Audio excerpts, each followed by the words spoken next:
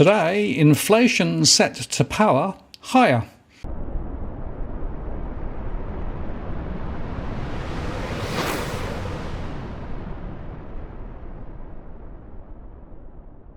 Hello again, it's Martin North from Digital Finance Analytics. Well, I've noticed post covering finance and problem news with a distinctively Australian flavour. Well, prices for fuel and utilities are rising, and they're rising fast. So expect inflation to go higher. My last fill-up, after shopping around for the right octane fuel, was $206 a litre. And the NRMA suggests today's average is $216 in and around Sydney. And the international gas price has also shot up, with natural gas on the CME now the highest since 2008. But now millions of Australian households are set to be hit by soaring electricity costs after the energy industry watchdog increased key prices by hundreds of dollars a year, as reported by the ABC.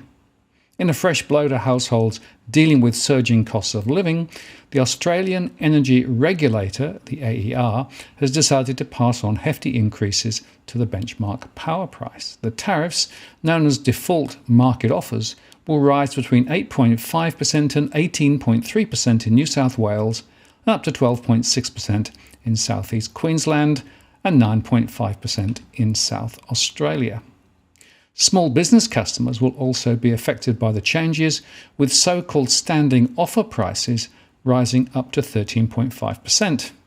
The increases to come into effect from July amount to more than $250 a year in some cases, based on Australian Competition and Consumer Commission figures, putting the average residential electricity bill at $1,434. And they also follow a similar, albeit smaller, increase announced by Victoria's Essential Services Commission on Tuesday. Claire Savage, the chair of the AER, described the decision to increase prices so substantially as particularly difficult, but she said the cost pressures facing electricity providers were real. Ms. Savage also pointed out that the benchmark price was not supposed to be the lowest available and urged consumers to shop around for a better deal. In setting these new DMO, default market offer prices, we understand the significant impact they will have on some consumers who may already be struggling with cost of living pressures, Ms. Savage said. If a large number of retailers are unable to recover their costs and are forced to exit the market, as we've seen recently in the United Kingdom, that will add more cost to consumers. Incoming Energy Minister Chris Bowen blamed the coalition government for the higher DMO and criticised his predecessor Angus Taylor for making a political decision to delay the release of the report. 9 years of Liberal denial and delay have a cost, and that cost is being paid by the Australian people, by Australian households in higher energy prices, he said. They got through the entire election campaign without telling the truth. They sat on this report. They approved its delay until after the election. As Bowen said, the new Labor government was committed to its energy policy and to bring prices down.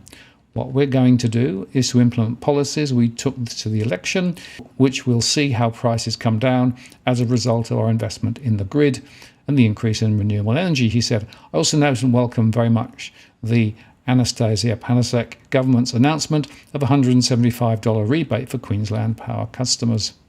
The decision comes just weeks after the body that runs the national electricity market said wholesale prices had rocketed by more than 140% in the 12 months to March 31. That increase was largely driven by surging prices of coal and gas, which are linked to international markets that have been trading at record highs amid the war in Ukraine and global instability. Under their powers, the AER and Victoria's Essential Services Commission set benchmark electricity prices that act as a backstop for consumers unwilling or unable to haggle with their providers. The prices have been relatively stable in recent times as an influx of renewable energy and lower demand for coal and gas weighed on the wholesale market, but power retailers have pushed for a big bump in tariffs this year as costs soar in the face of moves to fast-track the exit of coal-fired plants, unexpected generator outages and international unrest. The Australian Energy Council, which represents electricity providers, said the proportion of households on the default price is relatively small, but it noted about 10% of users would be directly affected by the changes, with the rest on competitive contracts negotiated with their supplier. The lobby also pointed out that wholesale costs typically accounted for about a third of a residential electricity bill of $1,434, with poles and wires making up a bigger share. Tony Wood from the Grattan Institute said the default price might only apply to a small percentage of the market, but it was the key reference used by all the retailers to set their other offers. According to Mr. Wood, the AER's decision would have significantly bigger implications than usual because of the volatility in the wholesale market. And he said there was little doubt costs were increasing sharply, but he noted that some providers were more exposed than others. For example, he said bigger retailers, such as ASS-listed companies AGL and Origin, were better able to manage the risks of the wholesale market through long-term and stable supply contracts. On the other hand, he said smaller retailers were often heavily exposed to the spot market and shorter-term supply contracts, meaning they could be badly squeezed in a surging market. A Queensland-based retailer with about 20,000 customers basically told their customers to go away, he said. They said, "We can't supply you with a product we think you're going to be able to afford. Therefore, we suggest you go and find another retailer." Mr. Wood said that the AER would have to strike a balance between ensuring a competitive electricity market and ensuring any tariff increases were fair and reasonable. And he said while some providers were pushing for outsized increases, jacking up the benchmark price 20% would be provocative. Lynn Gallagher, the chief executive of the Energy Consumers Council, said the price rise would come at the worst possible time. However, Ms. Gallagher said consumers need not feel helpless in the face of rising bills, saying there were ways to minimise the effects on their budgets. Among them were pushing their retailer for a better deal, asking for help if they were struggling to pay, using less and being more efficient, switching providers if necessary, and employing low-cost measures such as door snakes, floor rugs, and waterproof tape to add insulation. And the ECC also suggested retailers should actively seek to shelter their more vulnerable customers by reaching out and offering them a better deal. Winter is almost upon us, and with it the need for many Australian households and small businesses to increase their energy use at certain times to keep themselves warm, comfortable and healthy, Ms. Gallagher said. There are things they can do to reduce their bills, and there are resources available to guide them through it. AEC boss Sarah McNamara said, "An increase in the DMO is news that most of us could have done without, but agreed it highlighted the value in seeking better offers." Ms. McNamara suggested that the default price was not the cheapest deal out there and was meant to serve only as a cap on the amount customers should pay. No one likes to see price rises, and with the current cost of living pressures, it's important that consumers shop around for the best deal, she said. Default offers are not the cheapest deal out there. They exist for customers who aren't shopping around for a better energy deal. So 2 points here. The first is whether you're on the default offer or not, prices are going up. And secondly, you have to be quite proactive when it comes to power, insofar that if you're not careful, you can easily get bounced on to the default higher rate. So it is worth shopping around. There are comparison sites who provide good service in terms of alternatives, but also read the small print because there are a few catches there too. But more broadly, this is yet another indicator of considerably higher inflation still to come through. And it's worth remembering that in September, the temporary excise measures will be removed from the fuel prices, and we're going to see higher gas prices later in the year too.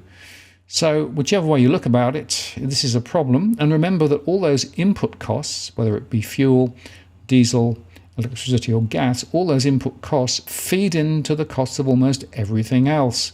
And just to underscore the risk of higher prices down the track, the ABS released data today that showed over 1/3 of all businesses, actually 38%, expect to increase their prices by more than usual. That, by the way, was similar to the March 2022 measure. But they said that nearly half, 48% of all businesses, have no plans to increase their price of goods or services over the next 3 months. Almost 1 in 5 businesses, 18%, have planned expenditure over the next 3 months. But more than half of the businesses in manufacturing at 58%, construction at 58%, wholesale trade at 57%, and accommodation and food services at 54% expect increases in the prices of their goods and services over the next 3 months. And results also showed expected price increases for some industries eased compared to March 2022, including retail 59% to 32%, financial insurance services 33% to 15%, and transport, postal and warehousing from 47% to 31%, and electricity, gas, water and waste services from 54 to 40%. And businesses provided information also on their operating expenses and how they changed over the last month and what expected changes they expect to see in the next month. In May 2022, 43% of businesses experienced increases in their operating expenses over the previous month, compared to 22% of businesses in May 2021. And while considering the month ahead, 34% of businesses expect operating expenses to increase, and the proportion of businesses reporting increases in operating expenses for the past month remain at the highest level since the survey question was first asked in July 2020. And businesses commented that increases in general costs, fuel, materials and wages were reasons for increased operating expenses over the past few months. So you can expect to see second-order inflationary effects across the board. So my view is we're going to see inflation higher for longer than many people think. And that, of course, is not good news because it means the Reserve Bank will need to lift rates even higher to try and dampen demand. We've really backed ourselves into a corner. I'm Martin North from Digital Finance Analytics. Many thanks for watching, and I'll see you again next time.